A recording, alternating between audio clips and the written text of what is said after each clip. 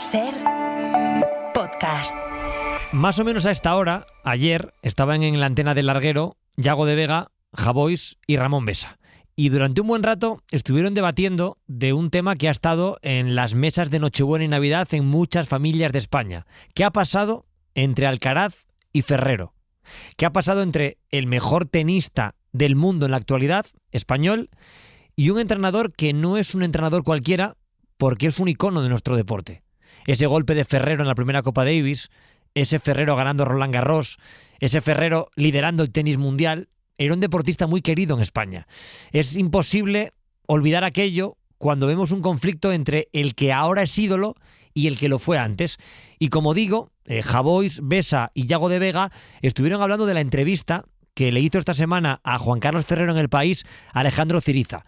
En esa entrevista dice mucho Ferrero, con palabras importantes, y dice mucho con lo que no explica, con silencios, con respuestas que prefiere no dar, con preguntas que abiertamente prefiere esquivar, y es que no queda del todo claro qué ha ocurrido entre el entorno de Alcaraz y Juan Carlos Ferrero. Esa entrevista la realiza en El País Alejandro Ziriza. Hola Ziriza, buenas noches. Hola, ¿qué tal? Buenas noches. Que tienes la suerte de recorrer el mundo siguiendo los mejores torneos y que por tanto sigues de cerca la carrera de Alcaraz, que si no recuerdo mal, ya entrevistaste a Alcaraz cuando era una estrella emergente, cuando no podíamos imaginarnos que iba a ser un ganador de tantos Grand Slam en tan poco tiempo en la academia de Ferrero en la Comunidad Valenciana. Y te quería preguntar, ¿cómo viste a Juan Carlos, tú que le conoces, el otro día en la entrevista? A Juan Carlos lo que percibí el otro día charlando con él, bueno, sobre todo yo creo que fue resignación, una mezcla de, como bien decía él mismo, pena, más que pena yo creo que incluso tristeza, y sobre todo también resignación, porque, bueno, desde luego yo creo que es un final deseado para todas las partes seguramente, bueno, o quizá un poquito más abrupto de lo que esperábamos, y le percibí eso. Él decía que no estaba exactamente dolido, pero yo sí que percibí algo de dolor y sobre todo eso, mucha resignación y ese sentimiento de tristeza de que es derivado de cuando algo bueno termina, ¿no? Yo te leo mucho, no te voy a engañar, sigo el circuito y leo tus crónicas y tus entrevistas, y leyendo a más gente que estáis todo el rato encima del torneo, a Nacho Albarrán en el AS, a Fullana, a Tornadijo en la cadena SER, a más compañeros de medios, noto que no tenía la noticia, que no sabíais que esto iba a ocurrir, pero que tampoco os sorprende. Igual estoy equivocado, pero noto que algo había que os hacía pensar que no iba todo tan bonito como el gran público podíamos pensar.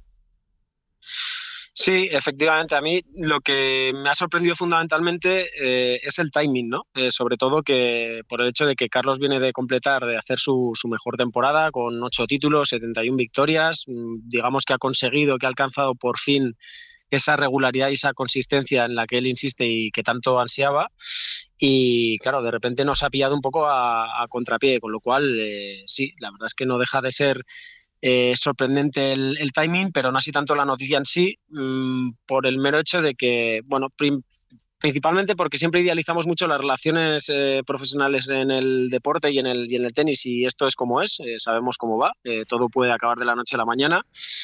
Y segundo, porque desde hace un tiempo, bueno, ya había un poquito de run entre bastidores, bueno, y no hay más que ver un poco la evolución un poco de la relación a diario. Con esto no estoy diciendo ni mucho menos que Carlos y Juan Carlos tengan una mala relación, al revés, considero que es una relación buena, pero profesionalmente también al mismo tiempo hay un desgaste lógico de, pues bueno, no ya solo de ellos dos, sino del propio equipo. Al final hay que recordar que el tenis es un deporte que exige de estar todo el rato juntos, reunidos por todas partes del mundo, y eso al final, pues bueno, tiene un efecto. Y bueno, desde luego que creo que en este caso también el documental por el que le preguntaba en la entrevista a Juan Carlos, creo que también ofreció una serie de indicios donde se ponía muy, muy de relieve, se ponía de manifiesto que existen unas diferencias importantes, ¿no?, a la hora de acometer o de interpretar determinadas situaciones de la carrera de Carlos, ¿no? Y bueno, yo creo que en ese sentido, a mí particularmente no me ha sorprendido el timing, pero no así el desenlace. A la gente que no seguimos el tenis, que lo vemos como aficionados, nos llamó la atención atención, por ejemplo, en ese documental que se emitiera la parte de Ferrero. Era como que era un choque, como que el documental iba por un lado, hasta la forma de titularlo a mi manera, y que sin embargo la línea de Ferrero era como antagónica a lo que pensaba Alcaraz e imagino su familia. Comentabas que a lo mejor una de las primeras brechas se pudo ver a nivel mundial ahí, en esa diferencia de criterio que se visibilizaba mucho en el documental. Sí, yo creo que en ese sentido Carlos es como las nuevas figuras de hoy día, ¿no? Que al final, lejos de esconder o de edulcorar las cosas, hacen todo lo contrario, que es enseñar prácticamente el paso a paso o su día a día a ojos del mundo, ¿no? Entonces, en este caso, en el documental, la verdad es que sí, la subtrama de Ferrero, digámoslo así, la línea que sigue Ferrero es completamente antagónica y completamente inversa pues bueno, a lo que es al ideario de Carlos, y en este caso no han tenido ningún reparo en hacerlo. De hecho, a mí me consta, porque así ha sido que, bueno, desde el primer momento en el que nace el proyecto, la primera piedra, bueno, es fundamental que sea transparente y que se grabe y se emita lo que hay, sin ningún tipo de aderezo, ni de adorno, ni de edición. Es decir, lo que hay, lo que se ve es lo que hay, y en ese sentido, bueno, Juan Carlos decidió también que fuese así, y la verdad es que sí, es un documental muy, muy revelador. Todos tenemos la sensación de que algo ha pasado. Tú preguntas en la entrevista por temas concretos, como debe ser, por el padre de Alcaraz y su relación con Juan Carlos. Él habla varias veces del equipo. Hay mucha gente alrededor de Alcaraz, como tú dices, que pasa mucho tiempo fuera de casa, que se comparten horas de hotel, de viaje, de concentración entre partido y partido. Pero sí parece, por las respuestas que te da, que si existe un problema, que no lo sé, con el padre, no es solamente con el padre, que hay más de equipo. ¿Lo percibes también tú? Bueno, yo creo que... Bueno, o dice equipo por no decir padre. O sea, no sé con qué sensación te fuiste tú de la entrevista. Yo creo que esto es un todo. O sea, al final el desgaste yo creo que es generalizado, pero es normal y lógico las carreras de los tenistas. Como decíamos antes, eso, son muchísimas horas. Y yo creo y muchos días y ya muchos años juntos, y yo creo que es un problema que afecta, digámoslo así, a lo colectivo. Desde luego que entre Carlos y Juan Carlos, pues bueno, las fricciones han ido creciendo, pero son fricciones creo que absolutamente lógicas y que entran dentro de lo normal en una relación diaria de entrenador-jugador. Bueno, Carlos evidentemente no tiene la edad que tenía antes, ya no es un niño, sigue siendo un chico muy joven, pero no olvidemos ya que es un adulto, tiene 22 años. Y yo creo que en ese sentido creo que es una cuestión de un todo y todas las partes intervienen. El asunto del padre, pues efectivamente no debemos olvidar que su padre, Carlos, es un hombre de tenis. O sea, no es simplemente un ejecutivo o alguien que dirija simplemente o que se remita solo a los números, sino que es alguien que también tiene una perspectiva importante de lo que es el apartado más puramente deportivo. Él también tiene incidencia, él también interpreta, él considera que hay cosas que le gustan, otras que no le terminan de convencer. Y bueno, yo desde ese punto de vista creo que ha sido un poco todas las partes al final, pues bueno, de alguna manera se ha erosionado y se ha dado así. ¿Se puede decir que han roto por pasta o no es por pasta? Bueno, Juan Carlos fue muy claro, dijo que no era una cuestión de pasta. También es verdad que también aludía a una serie de diferencias en términos contractuales que obviamente entiendo que son diferencias de corte económico, con lo cual, bueno, evidentemente el apartado económico seguro que ha influido también, desde mi punto de vista, desde mi opinión.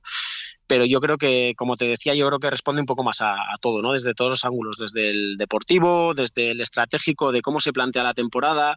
Creo que me parece que también tiene peso esa presencialidad, ¿no? O esa disminución en la presencialidad de Ferrero en el banquillo, ¿no? A lo largo del año, porque no olvidemos que 8 de los 8 torneos que ha ganado Carlos este año, 4 los ha ganado con Samuel López solo en el banquillo, con lo cual creo que es una historia que admite diferentes interpretaciones y que hay que contemplarla como un todo y desde varios ángulos, no estrictamente desde el económico o del deportivo o de la relación, sino que es un todo. Me encanta cuando le preguntas el hecho de que ni siquiera se han llegado a sentar, que no hay una reunión para ver cómo termina esto. Sí, a mí la verdad es que de todo este caso es una de las cosas, yo fui sincero con Juan Carlos, le dije, oye, esto me ha chocado, verdaderamente me ha chocado porque bueno, teniendo en cuenta un poco la línea y la cordialidad que ha existido en el equipo desde el principio hasta el final, me llamó mucho la atención que ni siquiera fuesen capaces de sentar y decir, vamos a ver qué hacemos con esto, que existiese una voluntad quizá más prolongada, más continuada de arreglar las cosas. Nada, fue muy, muy abrupto. Y desde ese punto de vista me ha llamado poderosamente la atención, sí. Te hago una pregunta desde el respeto al periodista que cuenta el tenis y que, por tanto, tiene relación con el tenista y con el entrenador, con el entorno del tenista y con el entorno del entrenador. Pero parece que el hecho de que Ferrero esté hablando le hace ganar el relato. O sea, ahora mismo yo me considero parte de la población española que piensa que el bueno es Ferrero. Y puede que lo piense porque escucho a Juan Carlos y, sin embargo, me sorprende o echo en falta alguna explicación normal, lógica, para que no pensemos que están haciendo algo malo los Alcaraz, que tendrán derecho a decidir el futuro de Carlos y él tendrá derecho a decidir el suyo. Bueno, yo creo que esta historia al final, evidentemente, genera... al final mucho interés y mucha curiosidad, pero no creo que sea tanto una historia de buenos y malos, es simplemente una historia de deporte de élite, de contratos, de enfoque de carrera, con lo cual, ahora Juan Carlos digámoslo así, abierto el grifo y ha decidido hablar, dar sus explicaciones, que al final, yo creo que lo demandábamos todo el mundo, ¿no? Desde los periodistas hasta el aficionado, y Carlos de momento mantiene el silencio. Desde mi punto de vista, creo que Carlos así va a ser como mínimo hasta que vaya a Australia, obviamente. Incluso en Australia yo creo que él va a tener la voluntad o la idea de aislarse lo máximo posible. Evidentemente en las ruedas de prensa se le va a preguntar de manera reiterada por ello, pero yo creo que tanto Carlos como por supuesto su entorno, sobre todo conociendo a su familia y especialmente a su padre, que es un hombre muy, muy, muy, muy discreto y al que no le gusta el conflicto, ni mucho menos que se vea, que sea a ojos del público, yo creo que van a mantener una línea de discreción. Y no sé si alguien ha ganado o ha perdido, o si esto es de buenos y malos, pero desde luego que el desenlace es un impacto, un punto de giro trascendental en la carrera de Carlos. También has contado para los lectores del País gran parte de la carrera de Nadal. ¿Crees que hay algún paralelismo de cuando dejó de entrenarle su tío Toni, que también era una persona muy querida por la afición española, que parecía una figura, aparte de familiar, pero como muy técnico, un entrenador que le venía bien a Rafa? Y sin embargo se quedó con él, vamos a llamarlo, con el resto del equipo, que era más sistema empresarial, con los Carlos Costa, con los Benito Pérez Barbadillo. Ahora parece que pasa lo mismo con Alcaraz. Se queda Albert Molina, se queda evidentemente su padre, el resto de gente que le está llevando la carrera. ¿Ves algún paralelismo entre la figura de Toni con Rafa y de Juan Carlos con Carlos y la forma en la que los caminos se separan? No, yo particularmente no, creo que son casos absolutamente independientes por varias razones. Para empezar, por el hecho de que se producen en momentos de la carrera de cada uno muy, muy diferentes, porque recordemos que Rafa decide hacer el cambio, la sustitución de Toni, cuando ya viene entrada la treintena, y con la transición de Moya. En este caso Carlos todavía, digámoslo así, como no voy a decir que está empezando, pero prácticamente, y yo creo que son muy, muy diferentes. Luego Toni, la trascendencia que tiene sobre Rafa, si bien la de Juan Carlos es importantísima, la de Toni ya es todavía, yo creo que superior, ¿no? Por el nexo que existe emocional, familiar, y por el hecho de que le formó a Rafa incluso desde que tenía 3, 4, 5 añitos. Lo de Carlos es diferente, es verdad que Ferrero le coge muy pronto cuando es un adolescente, pero no creo que haya demasiados excesivos guiños entre un caso y otro. Creo que son muy, muy distintos, la verdad. Y te hago la última. ¿Cómo crees que puede afectar esto a la temporada de Carlos? Hablabas de Australia, que es el primer gran reto. No sé cómo puede afectar el hecho de cambiar de entrenador y de cómo ha sido mediáticamente el ruido de que ya no sea su técnico Juan Carlos Ferrero. Pues a mí la verdad es que me cuesta pensar que no le vaya a afectar en Australia. En Australia, como quien dice, queda 4 días para empezar. Creo que se va a hablar en Australia, en Melbourne, se va a hablar más de este episodio que de lo puramente competitivo, con lo cual yo creo que el impacto inicial va a ser importante. Ahora bien, también Carlos creo que es un tipo con una cabeza muy, muy, muy, muy fuerte, que desde luego, como todas, es permeable, pero ha aprendido mucho a blindarse del exterior. Lo ha demostrado en varios puntos, donde ha tenido pequeñas crisis a lo largo de su carrera, de su todavía corta carrera. Pero bueno, ya veremos. Ojalá le vaya lo mejor posible. Bueno, se habla mucho de que le puede impactar en negativo. Desde luego, yo creo que el conocimiento del trabajo que ha hecho Ferrero es, impecable. Pero bueno, vamos a ver qué tal lo hace con Samuel. Samuel López le conoce muy bien, perfectamente a Carlos. Es otro tipo de perfil, un perfil quizá más conciliador, digámoslo así, que Juan Carlos quizá hacía más de poli malo, ¿no? En este duopolio que había ahora mismo, en este tándem. Bueno, ahora vamos a ver por dónde salen los tiros, pero bueno, yo creo que tienen buen rollo y por qué no pensar en que Carlos pueda sostener el ritmo. Ahora bien, en Australia creo que va a ser complicado. Se ha añadido, digámoslo así, un extra de presión repentino que antes no existía, y eso vamos a ver qué tal lo gestiona la cabeza de Carlos. Estaremos como siempre pendientes de lo que haga Carlos Alcaraz y leeremos las crónicas de este Open de Australia de Alejandro Ciriza en El País. Alejandro, muchas gracias y feliz año nuevo. Un placer, Antón. Un abrazo fuerte. Buenas noches. Buenas noches. Para no perderte ningún episodio, síguenos en la aplicación o la web de la SER, Podium Podcast o tu plataforma de audio favorita.